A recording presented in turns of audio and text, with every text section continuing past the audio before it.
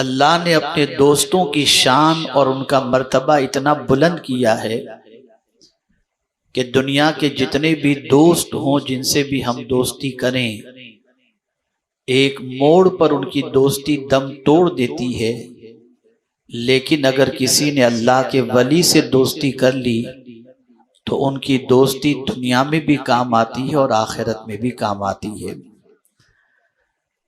ایک وقت آئے گا جہاں جگری دوست ساتھ چھوڑ دیں گے، وہ دوست جو دنیا کے اندر قدم قدم پر ہمارے ساتھ تھے، جو خوشی اور غم کے اندر ہمیشہ شریک ہوتے، جو تکالیف کے موقع پر ہمارا ہاتھ تھامتے نظر آتے، لیکن ایسے جگری دوست بھی ایک وقت ایسا آئے گا جب وہ ہمارا ساتھ چھوڑ دیں گے، جس کو قرآن نے منشن کیا ہے، الاخلاء یومئذ بعضهم لبعض عدو الا المتقین۔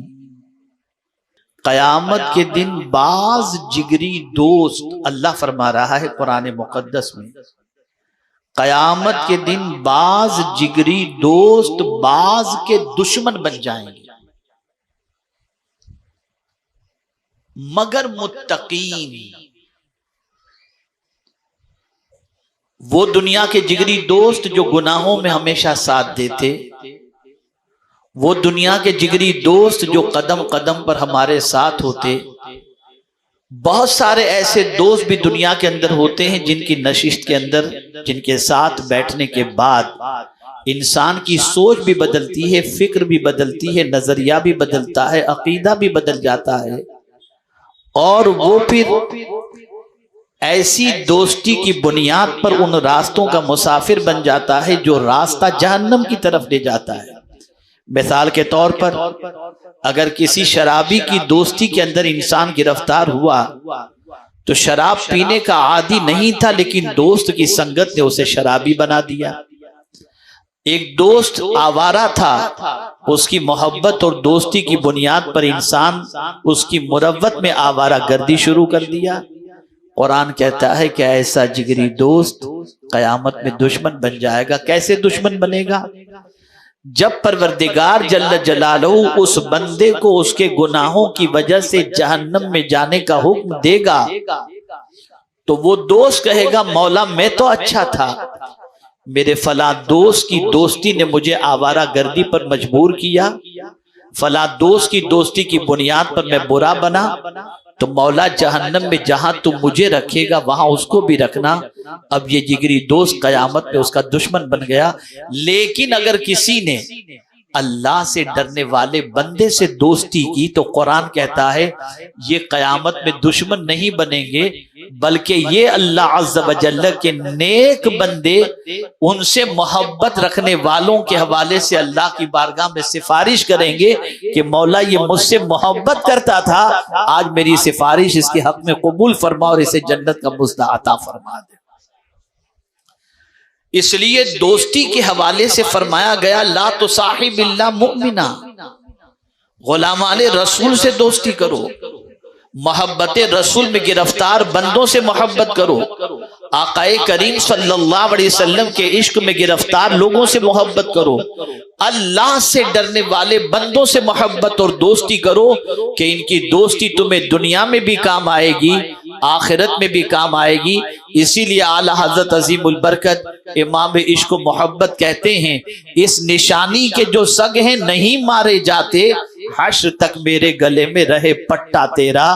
یعنی اگر کوئی شخص کسی اللہ کے ولی سے دوستی کر لیتا ہے اور ان کی محبت کا چراغ اپنے سینے میں جلا لیتا ہے تو ان کی دوستی، ان کی محبت، ان کی الفت، ان کی غلامی کل بروز قیامت کام آئے گی۔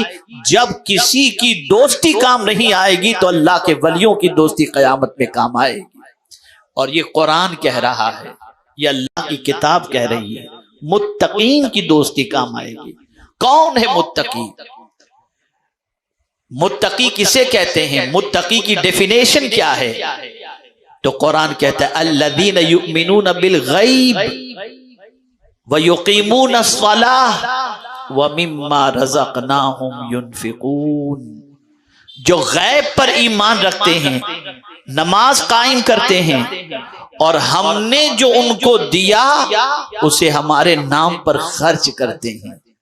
وہ دلیل متقین کے بعد یہ متقین کی فہرست، متقین کی صفات کا ذکر اللہ نے قرآن مقدس میں بیان فرمایا۔ اب آئیے میں تھوڑا سمجھاتا ہوا چلوں تاکہ جس عظیم المرتبہ شخصیت کی بارگاہ کے اندر ہم خراج عقیدت پیش کرنے کے لیے حاضر آئے ہیں، یعنی حضور غوث الثقلین رضی اللہ تعالیٰ عنہ کی بارگاہ میں آپ تھوڑا سا غوث پاک کے مقام کو سمجھیں۔ اور آج وہ لوگ جو یا غوث المدد کہنے پر شرک و بدعت کا فتویٰ لگاتے ہیں، میں ان کی بھی تھوڑی سی اصلاح چاہوں گا تاکہ وہ بھی اپنا کریکشن کر لیں۔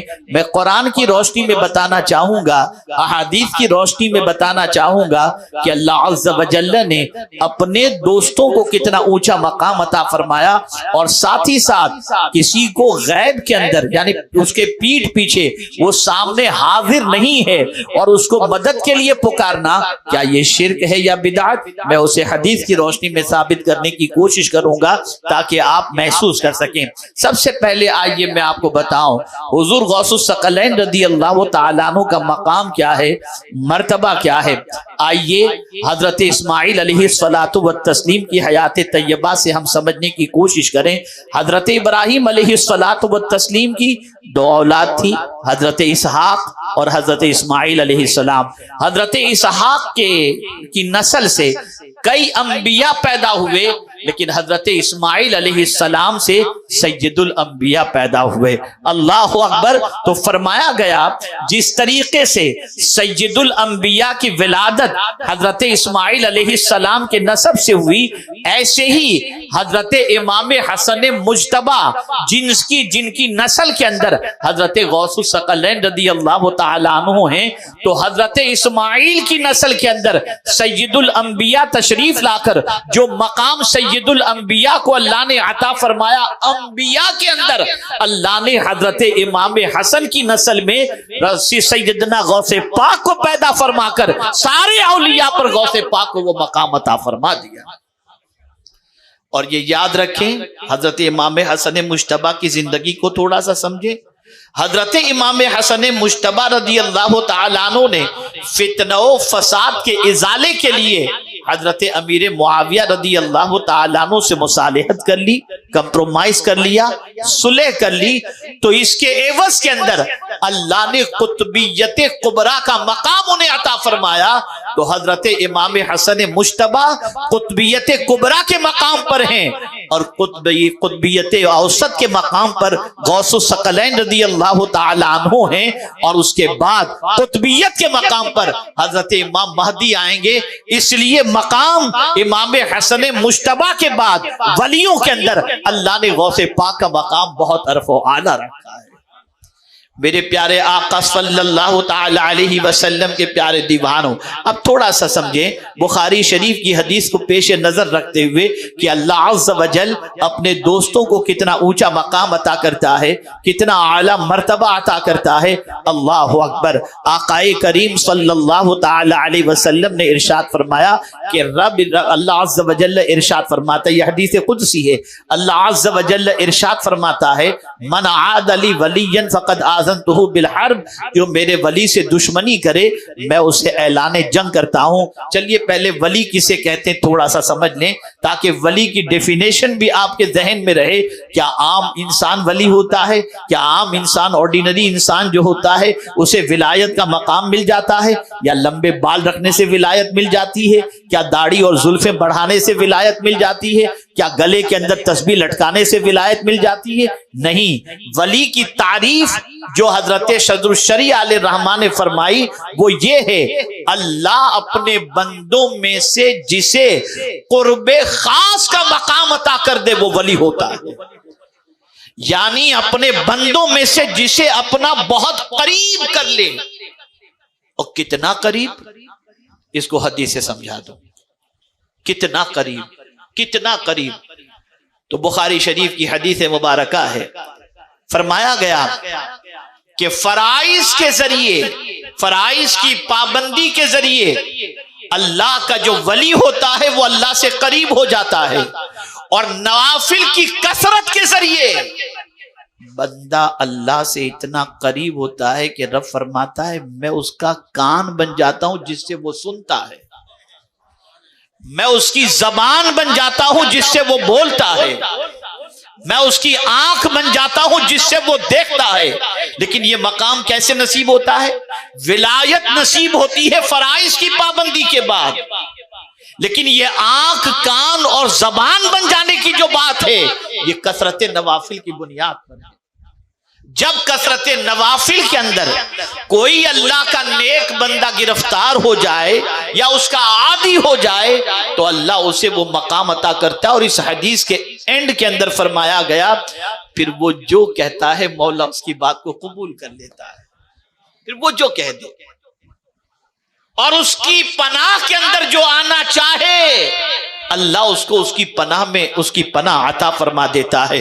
تو میرے پیارے آقا صلی اللہ تعالی علیہ وسلم کے پیارے دیوانوں، بات پتہ یہ چلی کہ کثرت نوافل کے ذریعے اللہ اپنے دوست کو وہ مقام عطا کرتا ہے۔ یہ بخاری شریف کی حدیث ہے، کثرت نوافل کے ذریعے اللہ وہ مقام عطا کرتا ہے کہ اللہ فرماتا ہے میں اس کا کان بن جاتا ہوں جس سے وہ سنتا ہے۔ اب میں آپ سے پوچھنا چاہتا ہوں اس کی سماعت کتنی بلند ہو گئی، اس کے سننے کی کیفیت کتنی بلند ہو گئی، اس کی سماعتوں کا کوئی اندازہ نہیں لگا سکتا۔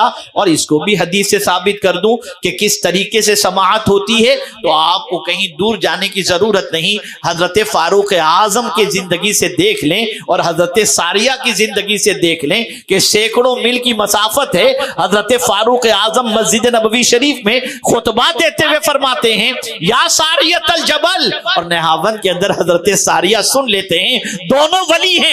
سماعت کا عالم یہ ہے کہ کوئی انٹرنیٹ کا کنیکشن نہیں ہے لیکن مرتبہ اتنا بلند ہے کہ کہیں سے بول رہے ہیں اور سینکڑوں میل کی دوری پر آواز سنائی دے رہی ہے۔ یہ کیوں؟ اللہ اس کا کان بن جاتا ہے جس سے وہ سنا کرتے ہیں، جس سے وہ سنا کرتے ہیں۔ اے رسول اعظم صلی اللہ تعالی علیہ وسلم کے دیوانوں، تو اللہ تعالیٰ نے سیدنا غوث پاک رضی اللہ المولا تبارک و تعالی عنہ کو بھی بہت اونچا مرتبہ عطا فرمایا ہے، بہت اونچا مقام عطا فرمایا ہے۔ اللہ اکبر! میرے پیارے آقا صلی اللہ علیہ وسلم کے پیارے دیوانوں، ولایت کے اونچے مقام پر حضور غوث الثقلین رضی اللہ تعالی عنہ کو اللہ نے فائز فرمایا ہے۔ اس پر ایک نہیں، ہزاروں نہیں، لاکھوں علماء اور مشائخ کا اتفاق ہے، اور خاص طور پر ان کا بھی اتفاق ہے جن کو حدیث کا سب سے بڑا ہندوستان کے اندر محدث کہا جاتا ہے، وہ بھی اس بات کے قائل ہیں، اور انہوں نے اپنی کتابیں حضرت غوث پاک کی شان میں لکھ کر کے ان کی عظمتوں کا اعتراف کیا ہے، ان کی عظمتوں کو خراج پیش کیا ہے۔ ایسا نہیں ہے کہ چند جاہل گلی کے لوگوں نے مل کر غوث اعظم کے مقام کو بیان کیا ہو، نہیں، وقت کے جلیل القدر علماء، وقت کے جلیل القدر مشائخ، وقت کے جلیل القدر مجددین، انہوں نے سب نے غوث پاک کی عظمتوں کا اعتراف کیا ہے۔ آئیے میں آپ کو سمجھاتا ہوا چلوں، کسی کو بھی سمجھنا ہے، میرا یہ جملہ ہمیشہ کے لیے ذہن میں محفوظ رکھ لو، کسی کو بھی سمجھنا ہے تو کسی کے کہنے پر نہ سمجھو، قرآن کی روشنی میں سمجھو، احادیث کی روشنی میں سمجھو، بھٹک نہیں سکو گے۔ جب قرآن اور احادیث کی روشنی میں کسی انسان کو سمجھنے کے لیے تم نکلو گے تو تمہیں خود بخود سمجھ میں آ جائے گا کہ اللہ عز و جل نے ان کا مقام کیسا رکھا ہے۔